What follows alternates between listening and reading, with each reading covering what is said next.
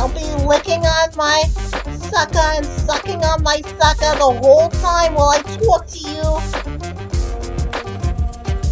I'm gonna be sucking my sucker and my blow pop while I'm doing this whole entire video. I'm gonna be sucking my sucker, but I'm not a sucker.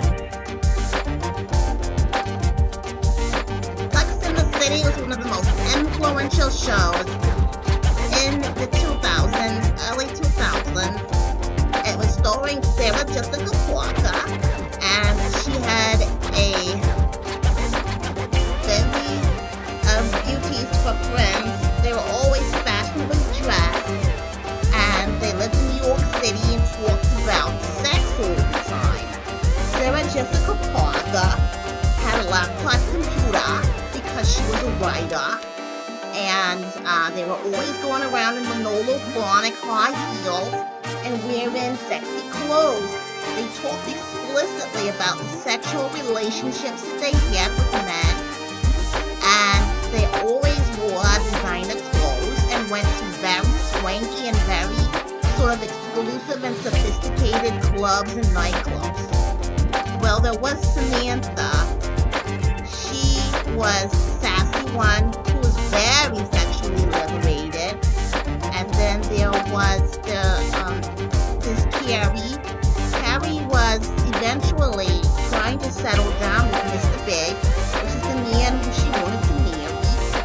And, well, there was one that was very conservative, and she's actually turned out to be a lesbian in real life. She became a politician.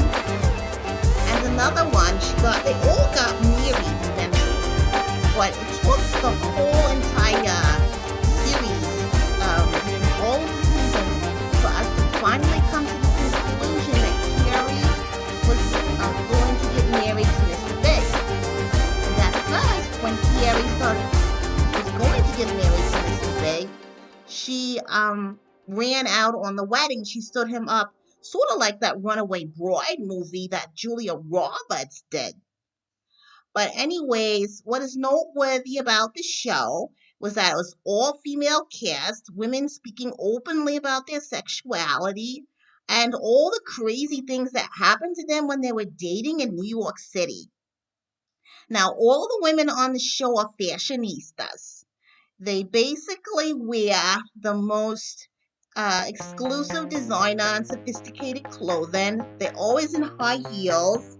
They love getting dressed up and partying and going out to parties and hanging out together.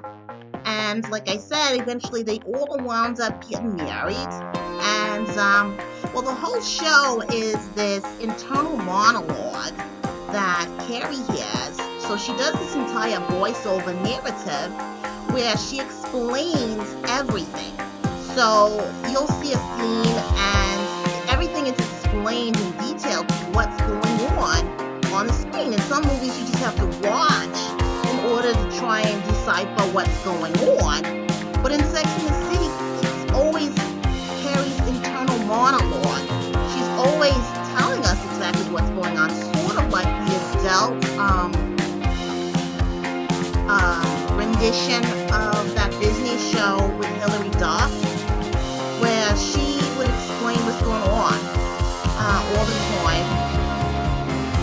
The Sex and the City series basically culminated with everybody getting married and finding their true love and their soulmate and so on and so forth. With the little black dress and the Manolo Blahniks and all that type of stuff. Sophistication and how they were so open about their sexuality was unprecedented on HBO, where the show was a series that was carried on HBO.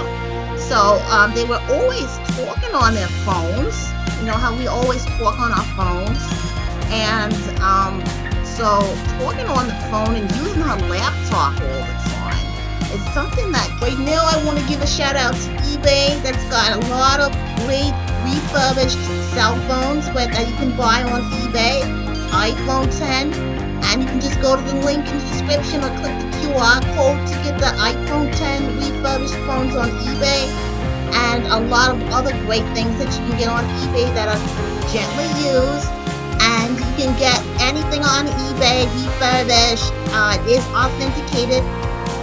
Sex in the City was a groundbreaking show. In partnership with eBay was sponsoring this video, and I like to use eBay to get refurbished laptops and phones and the new iPhones out. Carrie was always talking on her cell phone in the newer issues, but she also used her laptop a lot.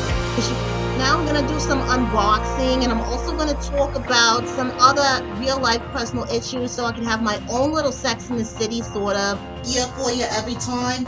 Get thumbs up on my vibe and subscribe. Today we're going to talk about exercising. Now there's an exercise that I know how to do, but I'm not going to have, I might have an exercise video on here, but first the basic twerking exercise.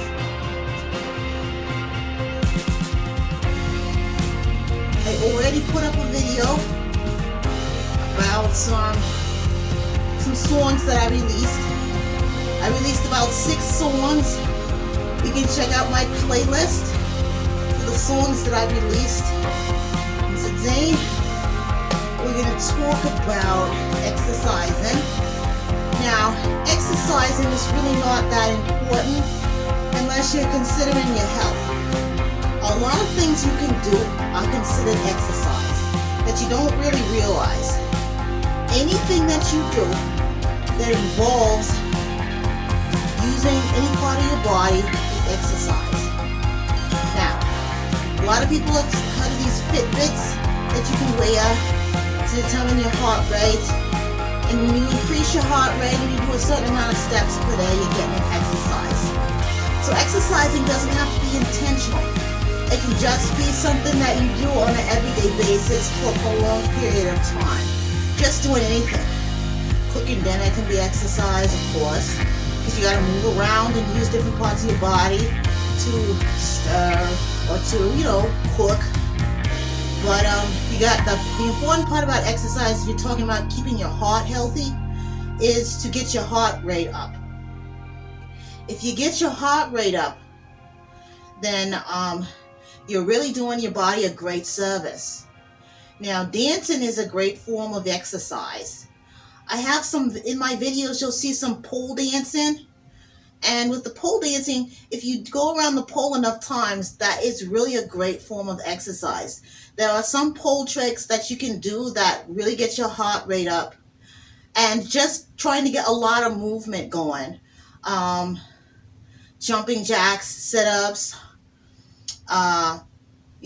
using weights, free weights, and swimming, walking, jogging.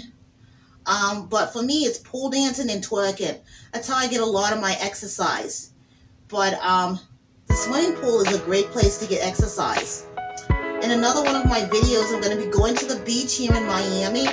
I live here in Miami, and I'll be going to Miami Beach. And I'll be showing you how I exercise at the beach as soon as the beaches open up. We're going to be going to Ocean Drive, where a lot of the clubs are. We're going to visit a lot of the clubs. We're going to go to the beach, and we're going to talk about the nightclubs and the restaurants here in Miami. And so that's what I'm going to do about exercising.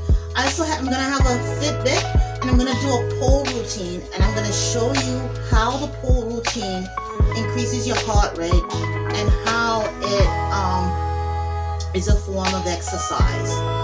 But I think a lot of other types of exercise would be good. I'm thinking swimming and just walking up and down the beach, walking when you go shopping, or walking when you're going to different bars and different clubs, club hopping and walking. That's a lot of exercise. Cycling is good, like on a bicycle, but because I drive everywhere, I really don't get into cycling a lot. But I'm thinking I might, just go for walks on the beach. They have a bike trail that goes around Miami Beach, and that bike trail might be a good idea for taking my bike to the beach to go around the bike trail and to jog on the beach and go swimming at the beach. Now the sand is a great form of resistance for your feet. Your feet are fighting against the sand, and you're making your body do more work. So getting exercise is important for your health. It's not so much important for how you look, because you can starve yourself or just eat very little or eat things that don't have a lot of calories and look small. But the whole point of exercise is not to look small, it's to keep your heart healthy. When your heart's healthy, so it won't get plaque clogged in your arteries, and you won't get heart disease or diabetes or cancer or stress-related illnesses related to not getting enough exercise. Fresh air, being out in the sun, out in the fresh air is good for you. So exercise is more important for your health than it is for your looks. I'm not trying to be a health expert, I'm just saying my own personal lifestyle choice about exercise. Some people think that who are just into looks, that especially men, they work out to get their muscle groups, chiseled and shown and everything. And that's not really important to me. Me, it's more like whether my heart's going to be healthy or not. So anyways, I did put out a bunch of videos with songs. And you're going to want to check out my playlist for my songs. All this whole month, actually, I put out about 4 videos that had songs. And also going to want to look at my OnlyFans. I'm going to post some extra pictures on my posts. Check out my posts where I'm going to be posting pictures. And this is your For You 69. I'm here for you every time. Get lit, get tons up on. This is your For You 69. I'm here for you every time. Get lit, get tons up on my vibe, and subscribe.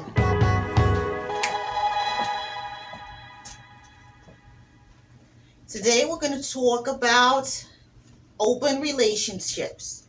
Now, some people agree to have an open relationship by the man and the woman are in a relationship and they agree that they're going to have intercourse with other people.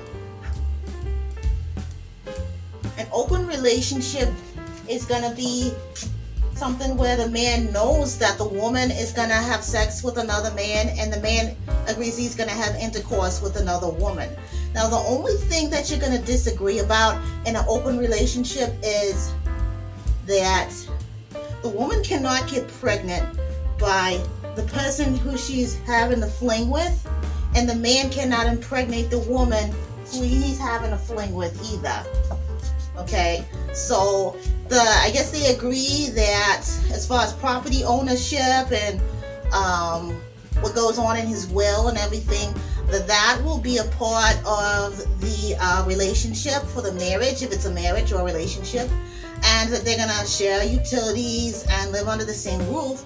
But the man is allowed to go out and have a fling or an affair or whatever with any girl that he wants. And the woman is allowed to go out and have a fling or an affair with any man that she wants. I guess the stipulations would be, or the limitations would be, that the woman would not become pregnant and would not bring an STD. So that means that they probably used condoms, and that the man would not get his mistress pregnant, and that he would not bring an STD back to the relationship. But I would also think giving more financial support to the mistress would be maddening to the wife, and for the wife to give all of her time or all of her financial support to the fling, that she's just a one-night stand type of person.